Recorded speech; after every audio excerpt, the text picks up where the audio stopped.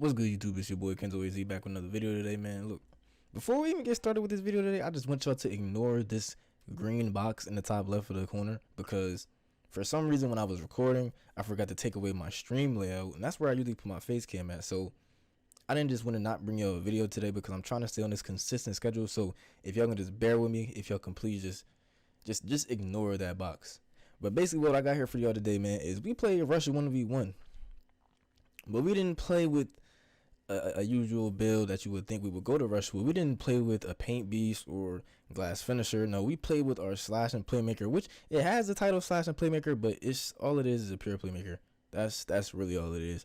I'm gonna bring a build video because this is my final build for 2K21.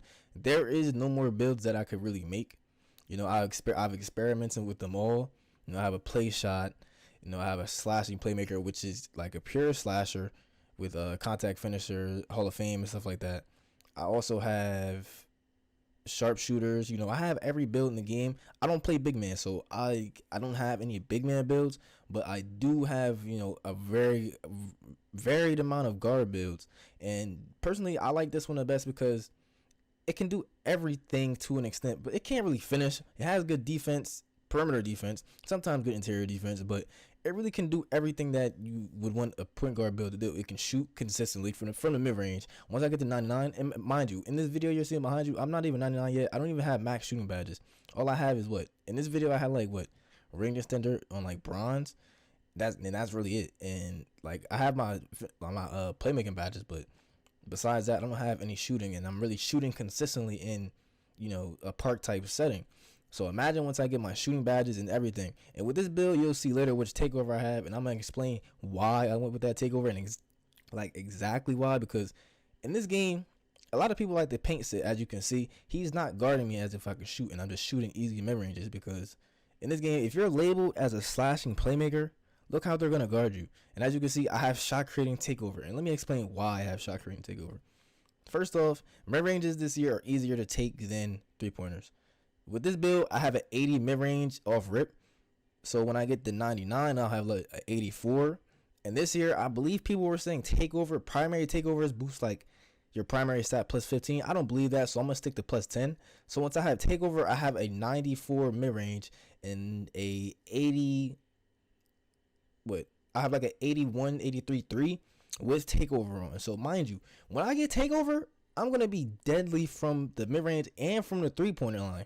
Because look, the mid-range is where I've been shining with this build. You're going to see in this video, I shoot a lot of green mid-ranges because green mid-ranges are my shot with this build. People, they like to play under the basket for some reason. They want you to come dunk on them because that you have the slashing playmaker label. So obviously, what can you do besides slash and playmate? I made my build to be different. No, it's all it is really a pure playmaker that can dribble, shoot consistently sometimes, and I can speed boost and whatnot, you know, the basics. I didn't want to make a play shot. I told you on my last build video that play shots are overrated for me. I will not sit here and make a little small play shot because even with a small play shot, you're going to get, your defense is going to be bad sometimes. Like, you'll understand as a play shot that's like 6'2", 6'3", minimum wingspan, I dog them on the twos court, bro. When I play twos, I can just go up with any layup. Like, it doesn't matter what layup it is. As long as I get like a semi-good animation, that thing is going in. So personally, I don't feel like the play shot wave is the meta. It is the meta, but I don't feel it's as good as people say it is. And personally, like, it is really boring the play style that the play shot has. Yes, you can ISO, but it's gonna be really hard to drive. I know they have to worry about you shooting, but it's going to be really hard to drive on them. And then if you get a bad animation, you're just going to miss. There's no reason for me to make a play shot this year because I've always been ISO player. You know, I did make one just for like the heck of it because sometimes, you know, you need a play shot. Like if I'm playing threes, my play shot is like mainly my threes build because for this build, it's really hard to play threes with it because, you know, you can't shoot from deep. You can't really spread the floor. Unless I'm icing on the threes, which is really hard because the court is so small, then I'll probably bring my play shot out. But that's enough talking with the build. I actually only talked over those first two games because those are the games that went by the easiest. Those were the easiest games I had. And these last two games were like, they were hell for me because my interior defense is like bad. Like it's like horrible. As you can see, I'm going against a post scorer. He went up 14-0, got his takeover, and then lost the ball. with me, if I'm playing and I'm locked in, you don't want to lose the ball, because once I get take, if I get close to takeover, I'm not missing anything. Like you see, I try to take some dumb drives and stuff like that, but I end up pulling up, and it like I will tell you, I was getting bailed out against him and the next guy a few times because, look, my shots were not falling against him, but I do end up, getting the ball back and going crazy. You see how he just tries to go up? My paint defense is horrible. I can't get boards over big man. I can't get contests. He's just pump faking. But you see, I play that right and I get the contest. He's trying to steal the ball and I go back out. Now, mind you, like, look, people don't think you can shoot with this build. It's easy buckets every time. And once you solidify yourself as a good shooter, a good mid-range shooter, they have to step up. And if you're fast enough, you can look. That once they step up that little bit, you can go right by them with a move that I'm going to actually show you guys in another video, because that move is so deadly. It's not just it allows you to speed boost off of a quick stop. You cannot speed boost off of a quick stop in any other way. If you can see in the top right, it's like a park signature size up that you use, and it lets you speed boost right off of a quick stop. So if you quick stop and they think that you're going to shoot a mid range, you can use that move and you're going to go right by them. Look, easy. But I get whacked right there. I'm trying to rim run. But as you can see in the next possession right here, I'm gonna go back and get my rim run back. 4 seconds left, boom, easy.